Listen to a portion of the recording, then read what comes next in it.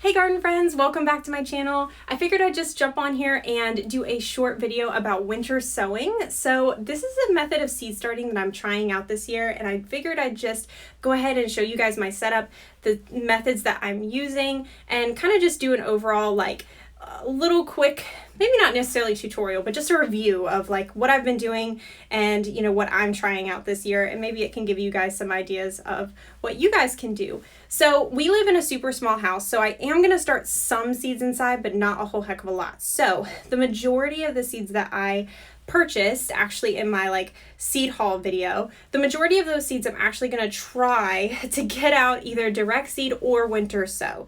And so winter sowing is essentially where you put you start your seeds just a little bit early in a little greenhouse, and you can use several different things for this greenhouse. You can use milk jugs, any type of plastic, clear plastic container, or you can also start them in little greenhouses. I'll show you what I mean when we get out there. But essentially you leave these little greenhouses outside, and as the weather warms up naturally inside the greenhouse, it'll just give you just a teeny tiny little jump. It's not gonna necessarily be the same as starting seeds inside, but it will give you a slight jump than just direct sowing literally in the frozen ground. So anyway, I figured I would go ahead and just talk to you guys a little bit about why I chose this method, and then maybe share my journey with you guys so that if you're interested, maybe you guys can hop on the bandwagon and try it either this year or next year. Okay, so that's pretty much it. Let's go ahead and head outside, and I'm going to show you guys what I'm trying out. Checking for neighbors just to make sure I'm not making a fool of myself. Social anxiety. So here is the first method that I am trying out. So I have a couple of milk jugs here that they're actually water jugs that I've also sown some seeds in, and I'll go ahead and throw up just a little clip of how I did this. But essentially what you do is you cut all the way around the milk jug, and you leave one section that isn't cut. So one section kind of functions as a bit of a hinge, and then once you do that, you punch holes into the bottom, so you need some drainage. And then you fill it up with, some type of potting soil, potting mix, seed starting mix, something like that. And then you pretty much put your seeds in there, and then you tape it up with duct tape, write the name on it, make sure to take the top off, and then you just leave it out here literally until they start on their own. So it may take a little while, but pretty much nature is going to kind of guide it, and the greenhouse and the cover is just going to protect it a little bit from frost and snow and stuff like that. Another method that I saw somebody do is they got these little bins, these clear bins, and then they started their seeds in cups outside. So I know this looks a bit strange. The only difference with this is that the rain is actually not going to water your seeds for you, rain or snow or anything like that. So you do have to kind of double check, make sure that they don't dry out too much.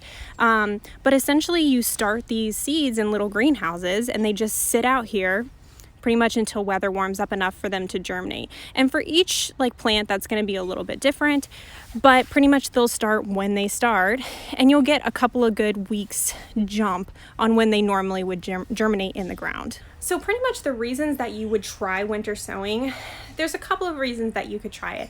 Number one, it's just a little bit cheaper than trying to have a seed starting setup inside your house. So, when you do seed starting, you have to kind of get the trays, you have to get the lights, and oftentimes you have to be able to hang the lights from some kind of structure, like a shelving unit or something.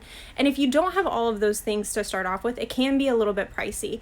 I was pricing it out, and even the grow lights that I was looking at are normally between 30 and 40 bucks per grow light. And for only one pan of starting, I mean, it's definitely worth it, but for only one pan of starting, you just can't start as much. And if you're like me and you chronically are optimistic about what you want to put in your garden, that just doesn't seem like enough. So for me, this gave me the ability to start a lot more without having to have as much of an investment up front. The second reason, another good reason that you might want to start outside, is because it kind of takes some of the guesswork out. So especially for the ones that are in the little milk jugs or any type of drink container, for those, the nice thing about it is that you pretty much have the top open to the elements. So it waters on its own, it goes through cold and heat on its own, and pretty much it just starts on its own. They're like little greenhouses, and then when spring comes, you just start it up, or you just check them regularly, and then you have seedlings, and that's pretty much it. It's not super complicated. If you do live in a little bit of a warmer climate, once spring does hit, you do have to check them and make sure that they don't dry out, because that for sure will kill your seedlings. So there's a little bit of maintenance, but it's definitely not nearly as much as if you would be starting seeds inside, where the only type of watering is going to be from you, like misting or bottom up watering. And then on top of that, when you do them in such small cells, they tend to dry out much faster, so you have to keep on top of it pretty much daily. Whereas these, it's every couple of weeks that you check, especially in the winter, and then in the spring it's a little bit more often, but still not nearly as much as if you had seeds inside. So because of this, and because there's just not as much maintenance with winter sowing, this would be a great option for not only beginners, but also for just people who just don't want to spend that much time. Or maybe you're working like a full-time job or a pretty demanding job, have other things going on, and you just don't have the energy and the time to invest and make sure that you're keeping on track with all of your seedlings. Nothing is worse than taking all of that time to sow, buy the grow lights, buy the soil medium, and keeping track of like putting all this upfront energy into sowing your seeds inside, and then having them die on you because you just don't have the time to keep up with them and make sure that they don't dry out. So if that's you, or if that sounds familiar, or maybe something that you think you might like have come up in the future, then winter sowing might be a good option for you. So a couple tips. Sorry that the lighting is so harsh. It's just because it's afternoon and the sun is starting to set. But a couple of tips that I have kind of gathered from the other YouTube videos that I've watched by much more experienced gardeners than myself. One of the tips that they have for winter sowing is not to use seed starting mix. Apparently seed starting mix just dries out pretty quickly. So using potting mix, something that has just a little bit more peat and moisture retention, is going to be a little bit better of an option, just to make sure that your seedlings don't dry out as they continue on, into spring. Another tip that I've heard a couple of people mention is with what you use to write your label on. So I've heard that writing the label in Sharpie is better if you write it on top of the duct tape, that it tends to not wear off nearly as easily. But another good option is also to get a paint pen and write it in paint, and then that definitely won't wear off, so that you don't forget which one is which, and you can definitely remember like what you sowed in what container. I've also seen people recommend winter sowing in actual seed trays, like exactly like you would inside, but doing it under a cold frame, so like under a little Lowe tunnel. And apparently these are fairly easy to make and fairly easy to order. I just haven't done it. I'm not sure I'm going to get to it this year. I might try it next year.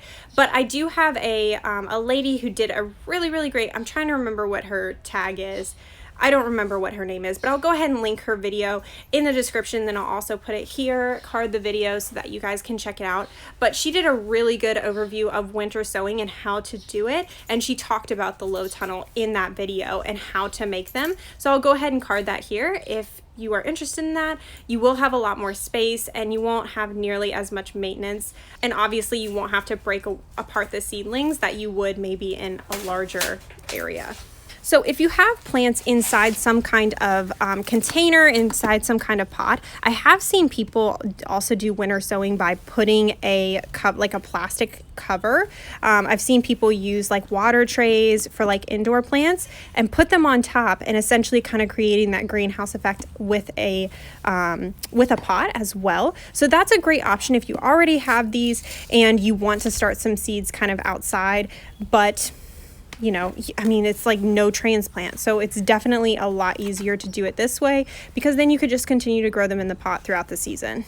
Okay, I'm just finding my way over to the shade so that the lighting's a little bit better. So the types of seeds that you can do this method with are either perennials or cold hardy annuals. And if you're confused about what types of plants are cold hardy and what types are not, I would definitely just look up a list online. You can Google it, just type in cold hardy annuals, and it'll give you all kinds of different websites will give you a list of cold hardy annuals that you can sow outside.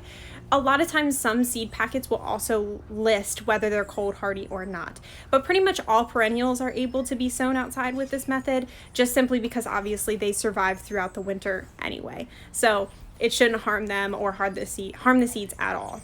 But some things that you don't want to do this with are things like zinnias or other like warm crops like tomatoes. You just don't want to do these until it's a little bit warmer. So you do want to start them like for maybe 2 or 4 weeks from the last frost. You want to wait a little bit longer to when the temperatures are just a little bit higher. You can still do it. I've seen people do it with their vegetables and stuff like that, but you just want to wait a little bit longer. So if you're confused on whether you can start those seeds now for your area, just Google your zone and winter sowing, and you will find a ton of resources so that you can figure out what you can sow and when. Okay guys, that is it for me for this video. This was super quick, but I hope that you guys enjoyed and learned a little bit more about winter sowing, and maybe it piqued your interest to try maybe this year or next. But let me know, are you guys trying winter sowing this year, or are you guys just doing inside sowing? I would love to know. Let me know what you're excited about. Spring is almost here. All right guys, I'll see you guys in the next video. Bye.